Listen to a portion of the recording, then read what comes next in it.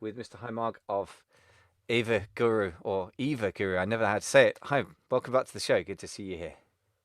Thanks for having me again, Michael. Thank Good, you. good to see your smiley face. You're a man of great enthusiasm and great knowledge that I feel like I'm just beginning to tap into with all the amazing artificial intelligence stuff you do and all the corporate background that you've got. We must talk about that at some point. But today we're pretty laser focused, aren't we, on the needs of Amazon sellers. We're going to talk about two things: Amazon profit and analytics, and reimbursement, which is when money that Amazon has is actually your money. So that's a nice thing when we can get money back, right? So looking forward to those topics. If you are listening live, folks, or you're watching on the replay, please feel free to put some comments in. I will see them. We probably won't have time to deal with them on the live, but we can certainly come in and answer them after the show. So I do read all the comments on my social media channels, and I'll make sure that I get high involved if there's a technical question as well. So that said, we are going to be recording a couple of podcast episodes live, as is our habit on Amazing FBA. So, hi, you ready to hit into these topics and boost people's profits out there? Absolutely. And especially now it is Q4, it is Yeah, more relevant.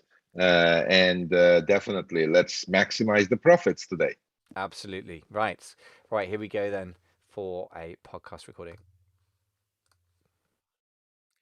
Ladles and jelly spoons, boys and girls, welcome back to the 10K Collective podcast, a subset of the amazing FBA family of podcasts, and they're all for Amazon and e-commerce sellers. But particularly today, we are talking about those who've already got business and they're doing revenue, but are they making a profit? Are you making a profit? This is the question we're here to figure out today. And the person helping me do that is Hi Mug from Eva. Eva is an amazingly smart artificial intelligence engine, and its purpose is simple: it's to maximize your profit if you sell on Amazon. So, welcome back, Hi. We've had you on recently, and we're deep diving in some great topics. Good to see you again. Thank you. Thank you for having me again, Michael. My pleasure. And so today, profit analytics. Analytics isn't a sexy word. Everyone wants marketing, hacks, how to get more traffic, how to make more sales. But in the end, if we just make sales and we don't make profits, obviously all we're doing is working for Amazon and maybe our suppliers in China and obviously Amazon customers, but not for ourselves. Kind of tragic, right? So I guess that's the reason why profit maximization matters. Obvious, but needs saying because lots of people don't do it, myself included in the past. So easy to sell stuff. So the first question is, why does it really matter to have a profit analytics thing? I mean, do we even really need that, or can't we just work it out afterwards on a spreadsheet or something? I mean, what's the case for having one? Right. By the way, one thing that you said really is very important that, we all work for Amazon. There is no way to change it. Uh, Amazon is the owner of the casino, so that they will always win. So the Amazon always wins. Now, how can we win as the sellers? I mean, that's the key point because I see a lot of sellers making money on revenue, like making revenue on Amazon is not complicated. It's possible. It's not that difficult from my perspective. I see a lot of YouTube videos like talking about how did I make 100K? How did I, how was it $1 million a month? But the real question is not about the revenue, but it's all about like how much money they really make. What's the profits? Now, here it all starts by knowing your profits. Like that's the first point. The Stefan, what's exactly like how much profit you make, and assuming that like, and that's the key problem with Amazon because Amazon doesn't know your cost. And most likely, as an Amazon seller, you don't want to share your cost information publicly in a way. So that in that sense, once you enter the cost information into Eva, then what Eva does is Eva will calculate every day, every month, every single point of a transaction. What's your cost? What's your profit? And also, like there are all the rest of the stuff, like how much you pay to Amazon for FBA, especially if you're an FBA seller. What about like disposal fees or storage fees or the referral fees? I mean, there's like maybe 60 different fees that Amazon may charge to the sellers. Like even if you're in Europe, on top of that, you have like complexity of like, are you like, what's your value added tax? Are you VAT registered? How are you collecting? How the tax is being collected? Are you selling from UK to Germany, or Germany to UK, or Germany to Europe to Spain? I mean, all this type of different combinations of pan-European selling even has different type of cost requirements and tax requirements. So, and on top of that, especially for private labels, a huge deal or a huge cost is the advertising. And advertising is also not incorporated into the cost calculations as well. So in a nutshell, without knowing how much and how many different types Amazon is charging you, without knowing all the tax implications, especially relevant to Europe, and without knowing the advertising cost, it's hard to come up to a point like what's your real cost and profit. And that's the whole point about analytics.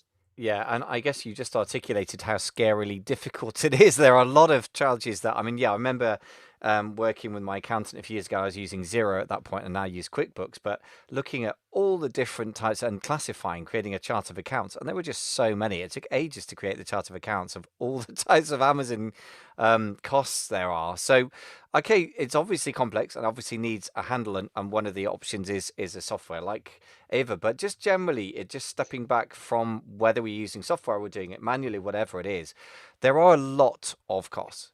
But not all of them are created equal. So I suppose people have, KPIs, and people generally use KPIs, meaning key performance indicators, meaning everything. And actually, those aren't the key performance indicators, are they? They're everything. So what are the key numbers that we really need to keep an eye on, do you think, that you've seen really affect sellers' profit?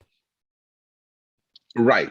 Um, I mean, the first point, especially for the private label sellers, is definitely the advertising cost. And there is already the KPI, which is associated with that. That's ACOS. And I always get this question, like, what should be the ACOS? Now, the way we look at it, based on our experience of, also, doing the PPC and everything, is like, it's really hard to say what should be the right ACOS for you, because it depends on a lot of parameters. But what I can say is like, during the launch period, it's not about ACOS, but it's about growth. So the ACOS can be even more than 50%. But right after after the first 4 months, we definitely see that the ACOS is going between like 25 to 50%. And most likely, once the product is established, we have seen ACOS like going down to even 15, 10%. So that's kind of like, there are these three phases of like growth, scale, and sustainability. And based on that, the ACOS needs to be taken care of. And Eva can help to check like what's going on, at the advertising level very easily. That's the number one thing. Number two is, per product, you want to know what is the cost. And that means like, all the Amazon fees need to be calculated and incorporated into the cost. And you need to have like a very clear margin or percentage, like an ROI requirement. So it's either margin or ROI. That's the KPI. And that has to be like, there has to be like a minimum margin or ROI requirement. And this can be easily calculated and monitored by using Eva. Now, one of the important things about Eva is like, the analytics functionality that I'm talking about. I know that a lot of sellers are using a lot of tools. They pay some amount of money, but here's the thing. With Eva, the whole analytics function is free. So there is no payment for the analytics function. because the EVA subscription is on the pricing. So with the analytics, we deliver that functionality for free, so you can use it easily and make sure that at the unit level you know the cost. So that will be the second that I would be looking at. And the third, fourth, and fifth are more about monthly costs and monthly profits, daily costs and daily profits, as well as another one to look at is the refund rates, which also definitely impacts the overall profitability as well. Yeah, and I'm glad that you just to reflect on a couple of those. I mean, first of all, refund rate. Sadly, most people just don't ever calculate any averages, let alone, actually once they've got data, just actually be realistic about it. If you're selling apparel in Germany, for example, then your refund rate could be, I don't know, 30% from what I understand. I've never done it because of that very reason. But an average of 2-3% in most categories, right? And people do not put that into their calculations when they are projecting on their spreadsheets how they're going to become millionaires in 6 months based on one product, and that's a common error I see. The other question around advertising, then I wanted to dig into a little bit, because this is a separate podcast that we should probably talk about at a separate time, more deep dive. But you're basically implying a couple of things. You have 3 phases to a launch, not just two, and then also you're saying about 4 months for sort of scaling. So this is kind of a dumb how long is a piece of string question, but I kind of have to ask it because obviously advertising is such a big percentage of our costs.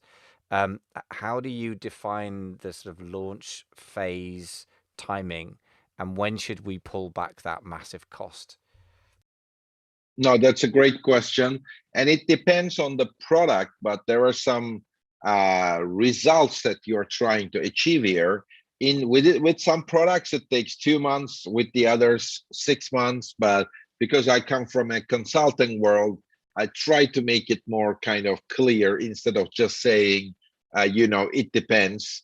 And on average, because we work with more than 1,000 brands, what I see is like it takes really like roughly 4 months. We can take it as an average. What happens at the end of the 4 month, the result is more important because there is reasonable amount of reviews, there is reasonable amount of page views and impressions. Then it just tells us the point that now this product, the first launch phase is complete, because we have enough reviews now that the rankings are at least in the first page or two, and there is progress on the listing, as well as the feedbacks that are coming are positive, and it means that there is a product market fit. So that what we are trying to achieve here is with the launch phase is to find that product market fit by looking at all the outcomes of the work that is done. Now, as soon as you kind of feel like this is the case, then it can go to the next step. The next step is more maybe, like we call it the scale phase. Scale phase is like where the growth still continues, but there is enough reviews. Now it is all about how can you become number one, number two, number three, like one of the top items in that listing.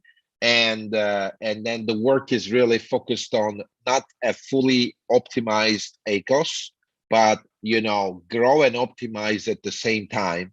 And that will be the second phase. Now, the third phase that I mentioned was, as at some point, instead of at some point, like the product in the product life cycle, like it comes to a optimum point of sales every day, and then the idea is like all about sustaining the where and how much the product is selling, but at the same time to reduce the cost, and that's the kind of like where the full optimization takes place.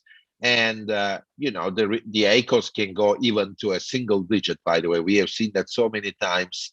There is no point of even thinking that 20 or 25% is the right point. Maybe it's 5% is more than enough, but that's where the organic sales is already coming, and there is enough like inbound like channels that is also feeding the Amazon listing, like from the outside world as well. And that's kind of the optimized page.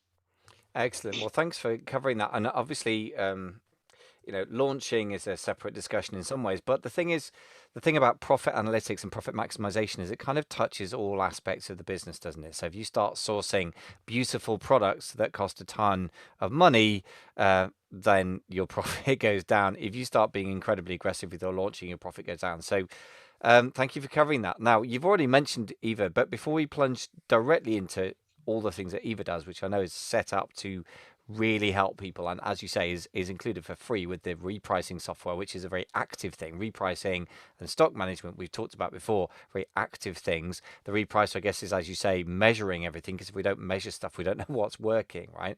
But what is the case for using software? I mean, let's just play the devil's advocate for a minute and say, well, why not just use a spreadsheet or some other form of manual tracking? Why is that not good enough? Right. Well, I mean, that's a great question. Obviously, the first point that I mentioned was like we need to know, like we need to, the Amazon sellers need to know what's going on. So incorporating all the advertising costs daily, incorporating all the FBA related costs and Amazon storage related costs and everything all together, and then the cost of goods sold. It's almost impossible to do it on a paper, like on an Excel sheet. It's let's put it this way, it's really impossible because you need all the advertising data, which is like really thousands of campaigns, can be very painful to really understand and split it at the SKU level. So software is required just to know where you are. The question is like, there are a lot of software. What we are saying is you don't need to pay for anything because that this feature is already included free with Eva. Now, number 2 point is what type of actions you can take based on the data that you have. And here, it's not only even the actions you take, but what the system can do. And then we talk about pricing, for example. The Eva system with dynamic pricing is already updating the price if it's needed, because that will help to increase the profit, because it's like updating the price every day based on the demand trend, seasonality, or inventory levels is actually a very key component, because that's the actionable insight that it's almost like a prescriptive analytics. That's how we call it in the analytics world. So the Eva will already take an action, and that is almost impossible. Like, you try to track all the costs, which you cannot on an Excel, and then even come up with some actions which are related to pricing, or some actions related to inventory, like, how can you sell, if you need to reduce the velocity or increase the velocity, how can you do that? For example, even on Eva, what you can do is like, how an actionable analytics can work. For example, you can say, I want to sell 50 units a day, and put a price of, let's say, 50 pounds for 50 units, 50 pounds per each. But as soon as you reach the 50 units, which is the target, then Eva will start gradually increasing the price because your target is achieved per day, per unit target. So these are kind of the things that you can easily configure with Eva, which is impossible to do on an Excel sheet. Yeah, I guess that some things are not so much impossible as just massive amount of labor. I mean, I know one person that is very big on repricing, but they do it manually, and they have one full-time employee doing that. And that's, for a substantial seven-figure business, a few, whatever, a few $1 million a year. But still, that is, even that, if you expand to 8 figures, suddenly you've got 3, 4 people doing it manually, which is going to be costing you tens of thousands a year in salaries, and also there's the opportunity cost of them doing something perhaps like more intelligent with their time. So it's a very interesting point of view. I guess one last question really about this, before we wrap up this segment, is what are the limitations of this kind of software? It's a rude thing to ask a software owner, and developer and passionate, advocate of software. But nevertheless, what are the things where we have to bring in an accountant or a bookkeeper? What are the limitations for any kind of software here? Right. Well, I mean, the great thing about software is like, and also with Eva, we are developing it every day with more than a 60 people team, and we are super passionate about it. But there is a lot to do, especially when it comes to like inventory and supply chain. We are trying to incorporate the whole prep center work and make the prep center more smarter, because the whole prep center work is another cost. I mean, especially now, it's like, we talk about profit analytics, but the supply chain related costs increased dramatically over the last couple of years, maybe up to 10x in some situations, like freight forwarding, shipments, 3PL costs. What about FBM costs if FBA is not enough? I mean, altogether, like streamlining the supply chain for a seller, that is like, I think now as critical as streamlining or optimizing advertising. Now, um, what we are trying to do with Eva today, we have a limited view, which is very focused on Amazon. But now we opened up like two big warehouses, one in Houston and one is in California. And we want these warehouses to be smart enough. Do not wait for the Amazon owner to tell them when to replenish the stuff with Amazon or when to order from China, let's assume, but like just do it on its own, because the information is already there, it's database. There is no need, as long as the funds are there, and we think we can optimize that. Now, that's the limitation today, but if we can incorporate it, streamline the whole process from the manufacturer down to like the Amazon, sending it to an Amazon warehouse, and make sure that this is also incorporated into profit analytics, I think that will be a great achievement. And we are planning to do that in the next few months, as we now have a lot of prep center customers as well in US.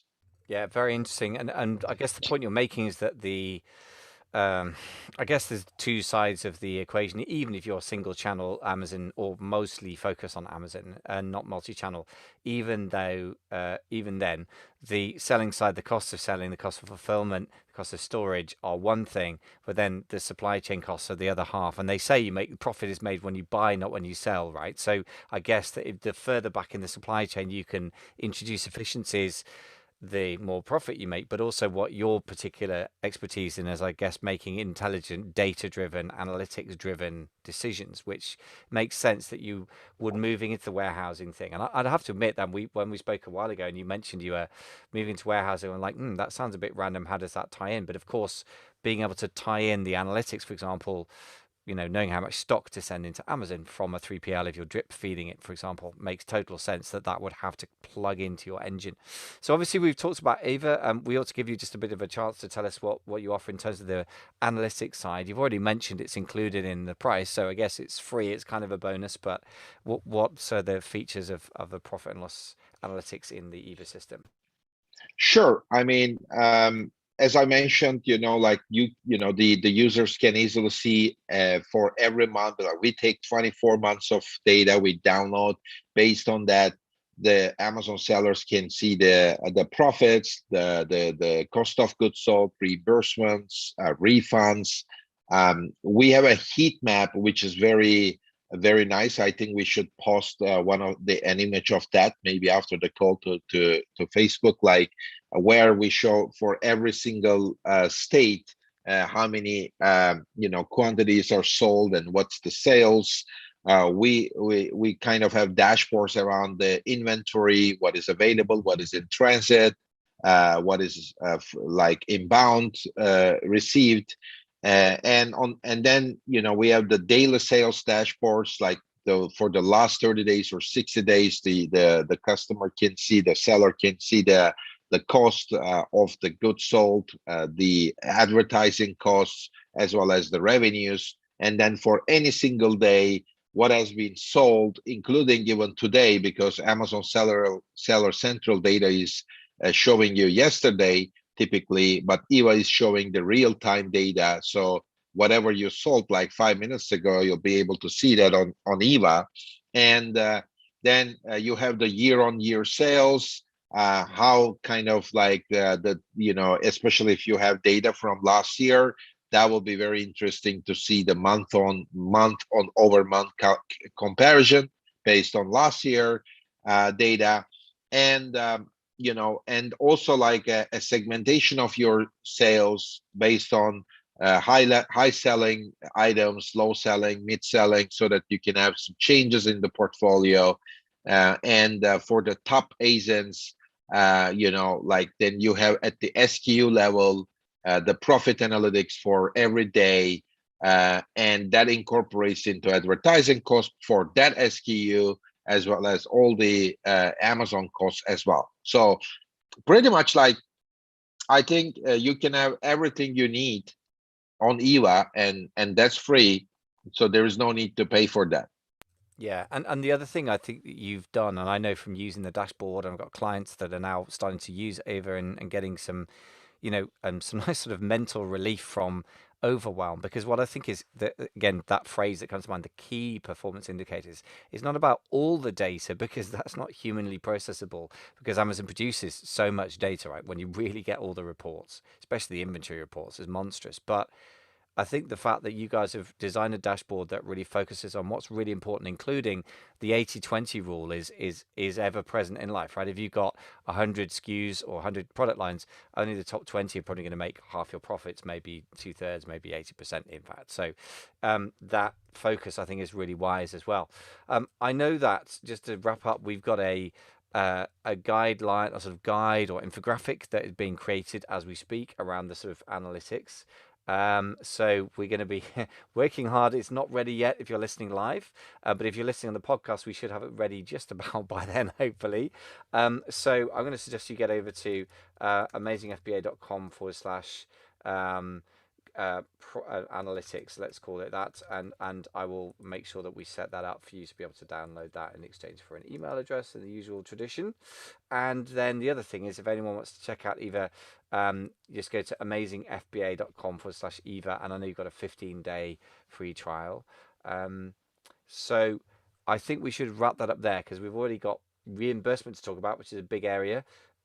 Any final quick thoughts for the audience on the subject of profit analytic measuring? Well, I mean, you mentioned the one of the great things, which is the easy, like it's not only covering comprehensively all the requirements for profit analytics, Eva, but also it makes it so easy with really user-friendly dashboard. So every day, 5 minutes, checking a couple of top SKUs, checking your daily sales, that will take really not more than 5 minutes of your time to make sure that you are on track and you are making profits. And one last thing, I know aggregators are big, every private label wants to sell their business at some point. The very big thing right now with aggregators or the new entrants on the market, like private equity firms, they will look at your profits. So that will be super important that you are building a profitable business and your profits are increasing as you are scaling, not decreasing. And this is one of the dilemmas of the one or two owner shops, because for when they start, they do everything on their own, and at some point, it makes sense, but now it doesn't scale. And the more people you put into the system without the right processes, it may end up like even losing profits as you scale. So, and that's very important to see with Eva. Make sure that you are on top of the profit every day. Just 5 minutes, but that 5 to 10 minutes will save you a lot of time in the future, but also increase your valuation a lot more as you are more focused on the profit. So do not sacrifice profit for the sake of growth only, that I would say.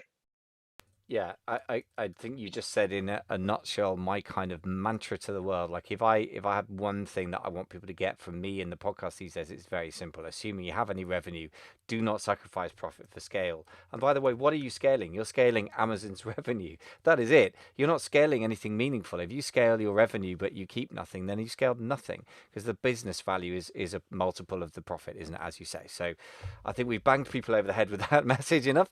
So thank you so much, Hi. Really great to talk as ever. I like, very intelligent and thought through, very precise responses on this stuff, as I would expect from a person who's capable of building software as sophisticated as Eva. So thanks so much for coming on the show. Next up, folks, reimbursement and refunds. But for now, many, many thanks, Hi Mark of Eva, for coming on the show.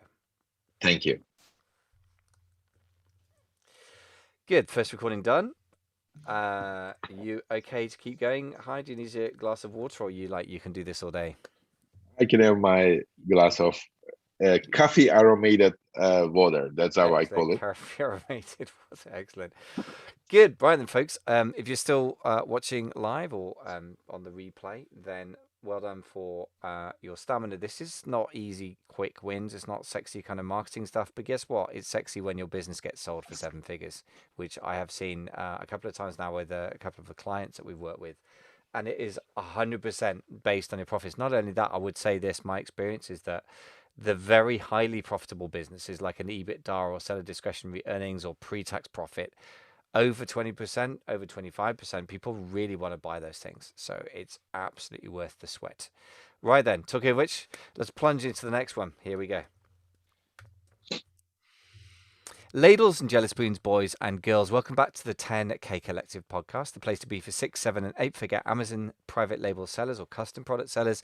And it's a subset of the amazing FBA podcast family for Amazon sellers in general. So we're welcoming back Hi Mark from Eva, which is a really smart software system that does really one thing for you, with lots and lots of ways of doing it, but it's there to do one thing: profit maximization.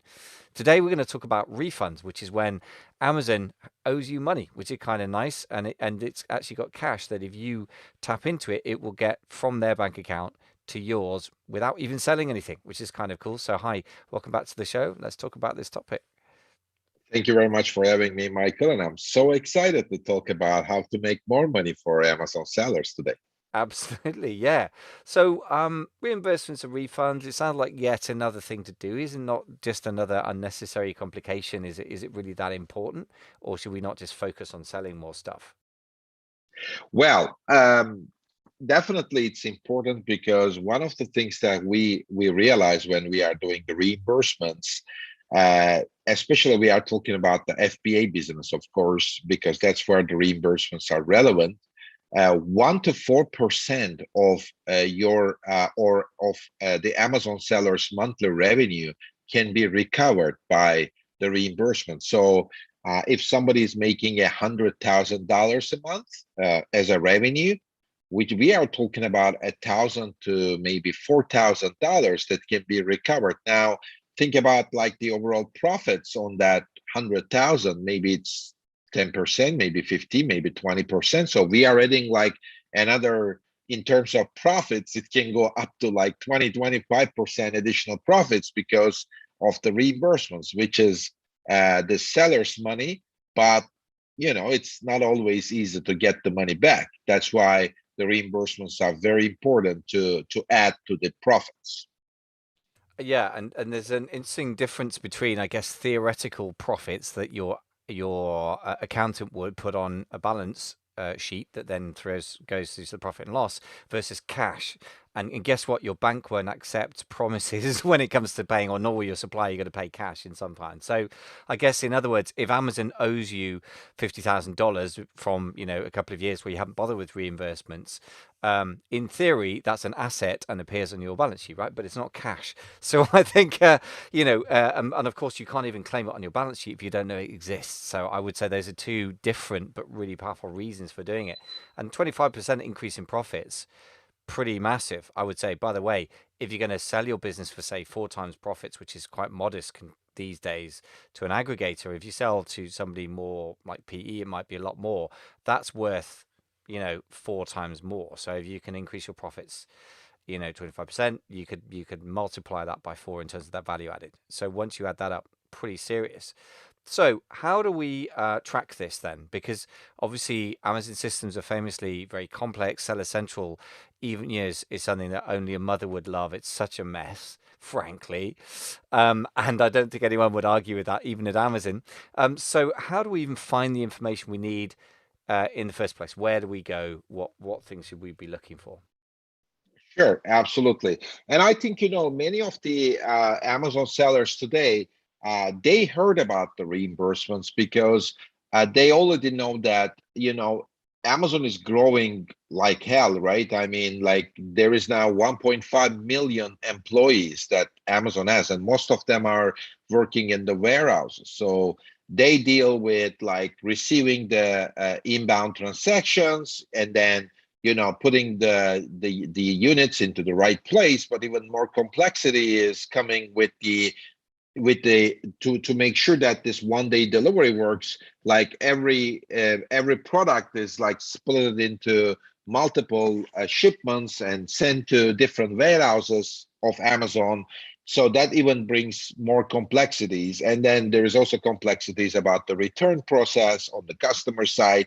So at the end of the day, what happens here is like, Amazon is in the process. There are discrepancies happening. Like on the inbound process, they lose units, or in the warehouse, some units are damaged, or something is returned. Maybe the time is for 45 days, but the return happened like maybe on the 60th day, but Amazon still refunded the money back to the consumer. So there are 25 cases that we have identified where Amazon is doing some mistakes. And by the way, it's normal. Like, I mean, at the end, yes, Amazon has a lot of robots, but it's still normal to, damage some stuff or, other things. So it doesn't really, it's a normal thing. Now, another thing which is really great with Amazon, as long as you're able to claim,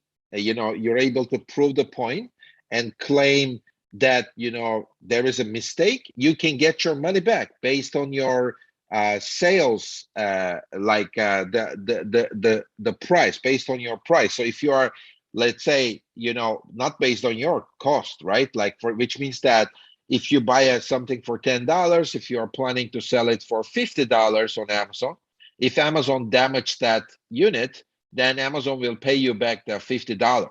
So that's a great part of Amazon, like there's no problem with that. Now, the complexity starts. How are you going to track this? How are you going to open a case, claim your money back, follow up with Amazon, give them a call if required? And, we might be talking about like a $1 case, $10 case, £1,000 case. It all depends. You don't know about that. Like maybe you know about, like, if Amazon, let's say, loses like 100 units in your inbound shipment, you will know about it as an Amazon seller. But if it is 2 units, it will be super hard to know about that. Now, if you are doing every week a shipment and Amazon is losing 2 units every day, I mean, it will be then a big number at the end. And that's how we end up with that 1%, 2%, 3% recovery possibility, because it is a lot of very small transactions I'm talking about, that $5, $10 that you are like ignoring. Now, if the Amazon seller is like, as a seller, focuses on that, that will be a lot of time. It makes no sense. And that's why we, as Eva, we use the artificial intelligence to detect the reimbursement cases, the discrepancies on the Amazon side. But then we run a totally manual process, completely Amazon terms, of service compliant, and we make sure that manually our people are opening cases, following up on them, and when they are approved, again, the Amazon sellers are able to see everything, every single action on their analytics platform. So there is no need for reports, emails, or a black box approach, but the whole reimbursement process is completely transparent. We are the only company which made it 100% transparent because we are using our own software, Eva, and that's the biggest differentiator, or one of the two differentiators that Eva has when it comes to reimbursements. Okay, great. Well, I'll have to ask you what the other difference is in a second, I guess. But before we get into that, and again, just trying to provide value for everyone listening, even if they don't end up using either, or at least not for now or something. What are the KPIs we should track for this? Because obviously, as you mentioned, I guess inbound shipping is one big area. I mean, let me ask a better question before we plunge into the detail. Which area would you say is most fruitful if somebody's trying to do this themselves or manually, or even if they're using a software? Which area should we focus on as most fruitful to get reimbursements back out of? There are like a couple of areas I can mention. The number one is definitely the inbound because there's always some challenges with that. The second area is like the warehouse related stuff. Like in the warehouse, the units are lost or damaged, or in transit, like to another warehouse. Again, they are lost or damaged. So that's the warehouse area. What we see a lot in the last few months, and that's why we have a special focus on that, is FBA measurements. The what Amazon measures the SKUs versus what it is normally. I mean, it's different, and based on that, the FBA fees can be different. Sometimes it works better for the Amazon seller, and sometimes it's not. I mean, obviously, we are looking at the cases where it is in favor of the seller, and make sure that we are asking for a remeasurement, and if that makes sense, it can be thousands of dollars because it goes backwards the last 12 months, 18 months, and checking, the measurements, and that might be thousands of dollars as well, like if the FBA fees are calculated incorrectly. Yeah, I like um, that a lot. And by the way, anything that is retroactively applied or retrospectively can be really horrible if it's like a tax or something like that. But in this case, it's a problem for Amazon, but wonder for us. So I just want to underline, if you find anything that gets retroactively implied, you should slam into that in any system, I think. So that's a really beautiful thing to hear. Absolutely. Maybe one or two different things to add is like one is the returns related reimbursements, because sometimes the consumer returns a totally different thing, or they are late to return it, but still Amazon is refunding them, but it doesn't mean that the seller will pay for it. So there are also returns related stuff. And then each time we do a reimbursement, that we also see that Amazon approves the reimbursement, but maybe later on the reimbursement amount was not reimbursed correctly. So it's like reimbursing the reimbursement is also interesting one. And there is another like 20 different cases. Now these are like the top cases, maybe covering 90%, and then there is another 20 different cases that covers another 10%. uh, but it can be really big, so the other thing to look at as a KPI is like, we have seen in the past companies doing it once a month, once a quarter, once a year. It's over. This thing needs to be done like almost daily. And like the other thing that we look at in Eva is like, we do not touch the accounts for at least 60 days, because there has to be a time where Amazon may do this reimbursement automatically. It's like, oh, I lost your stuff and now here I found it, so it's already done. Or a unit is damaged and maybe Amazon knows about it, and then they will already reimburse it. So this is called the Amazon reimbursements, and this is done already automatically. So we do not touch the account for the first 60 days to make sure that Amazon is doing the reimbursements.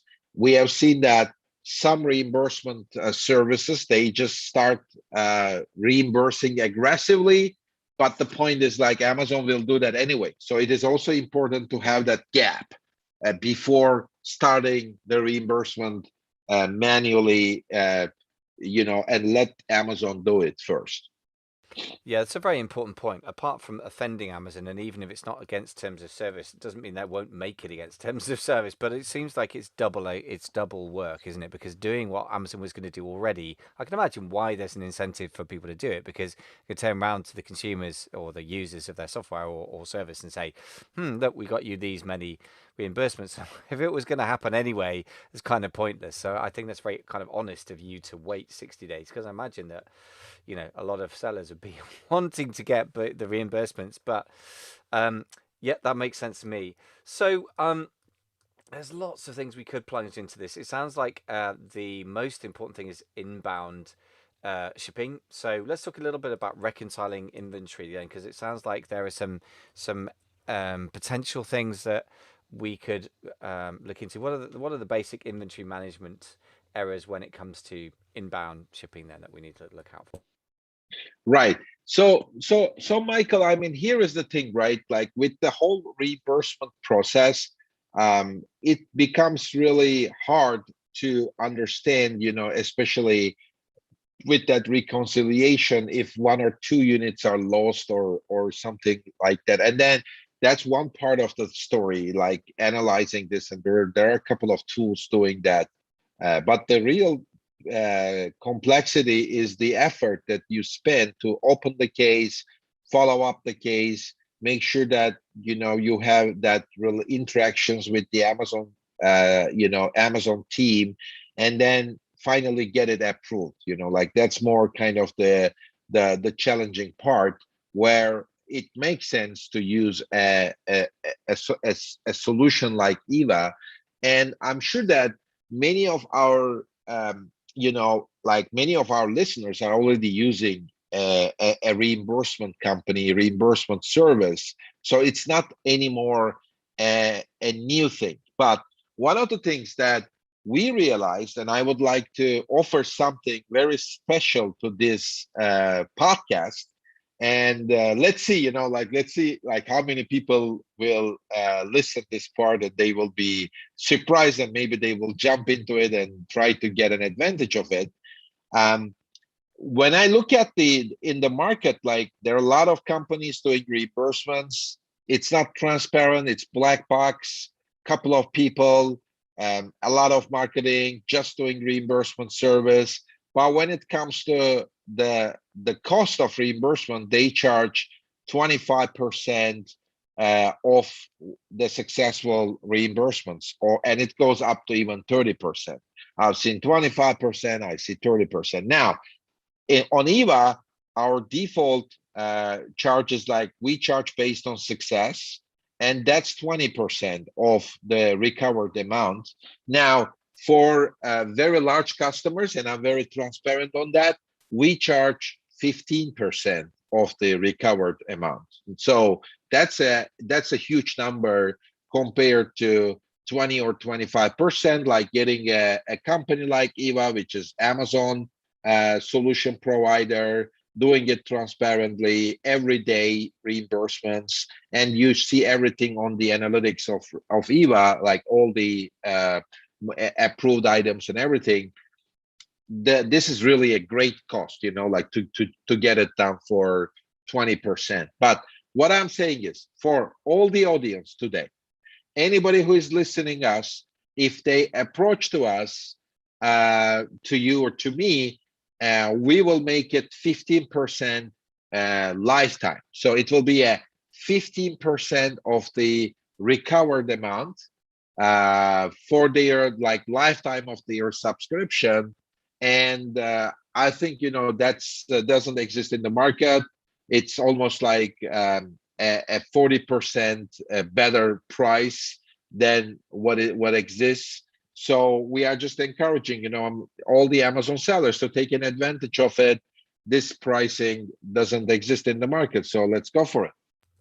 Wow, I wasn't aware you were going to make such a big generous offer, so that's really very cool because, yeah, I've interviewed several refund and sort of specialist or reimbursement services, and I've spoken to my friends in, who are Amazon sellers who are wanting to do this, And as you say, 25% seems absolutely standard. 30% is not uncommon, but 15 is a very generous percentage because you've got quite a big team that you're going to have to run manually for that, right? You're never going to be able to just scale that with software, unlike other things. So you made a rod for your own back there, but I think that's certainly very generous for the listeners. So 15% off there. So if you go to amazingfba.com/Eva, we better make sure we've got a code. Are we going to say what's the code going to be for that?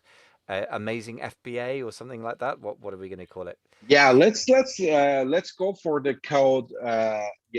Amazing FBA. Yeah, That's a great one. yeah. And with that amazing FBA code, if somebody signs up with the code and asks for that 15%, and they will have that for lifetime. Mm. Let's go for it.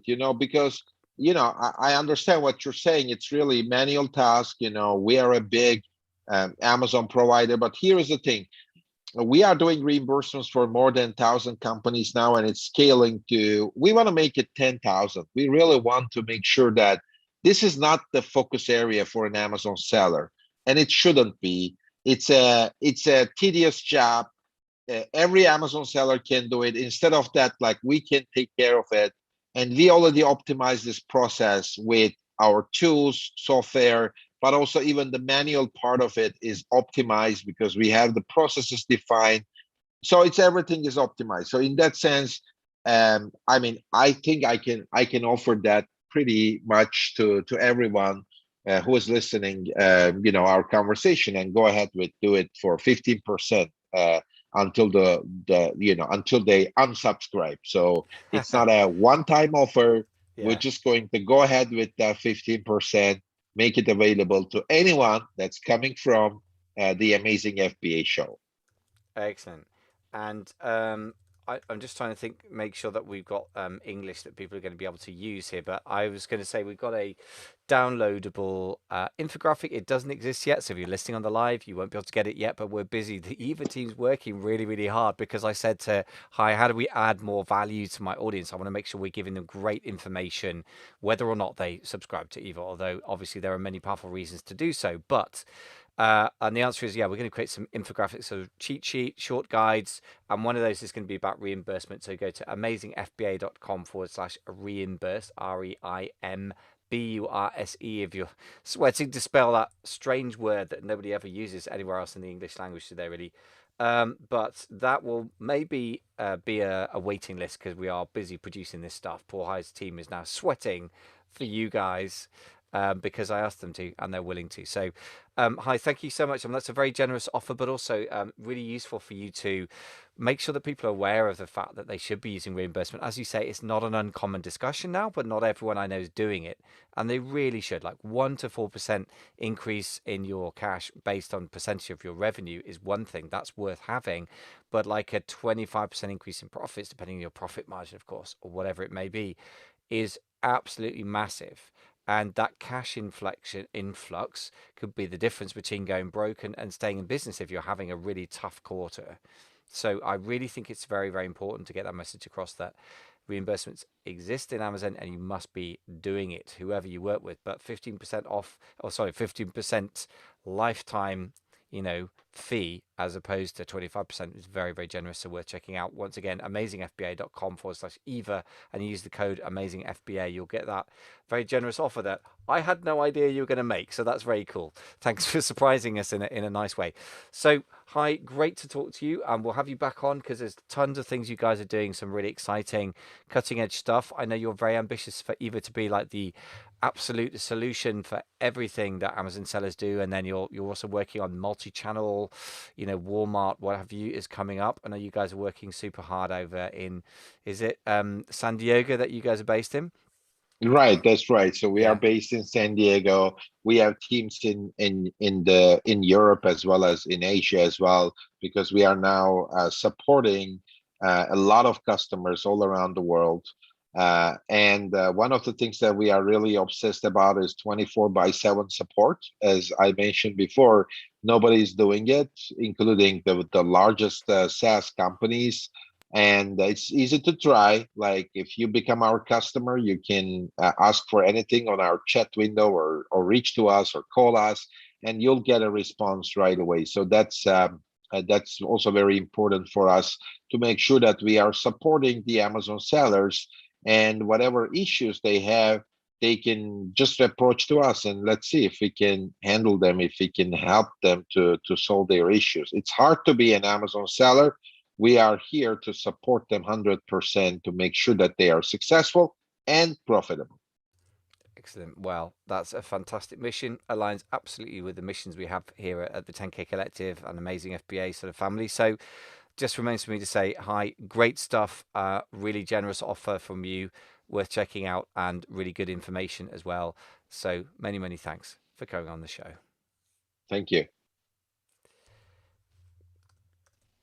Good, and that's the recording done, folks. So if you're listening live or watching the replay, again, this is a live offer, so you will have to wait for the cheat sheets because we haven't created them yet. Because I asked Hai a while ago, and he's got a team of content people. They make very beautiful. I have to say, your information marketing is very beautifully produced. But you guys are working away at that. But right now, guys, if you want to check out the reimbursement service, just go to amazingfba.com/EVA, and if you use the code AmazingFBA, you will get charged just 15% of the money, only the money that's recovered for the lifetime of that subscription, which is pretty cool. Most offers that are really aggressive like that generally are like 1 month or 3 months max or something. So that's pretty. I'm not quite sure how the economics of that work for you, Hai, but that's your problem, not the listeners. So thank you for making that offer again. And if you're watching, thank you so much for watching the show. Do pop your comments, any questions. If you want to ask me any questions about the mechanics of subscribing or anything like that, just drop me a PM if you're on Facebook, or just email me, Michael@AmazingFBA, if you need any extra support, and happy to help you there. Just remains for me to say, for the live audience, thank you so much, and Hai, thanks so much for coming on live with us as well.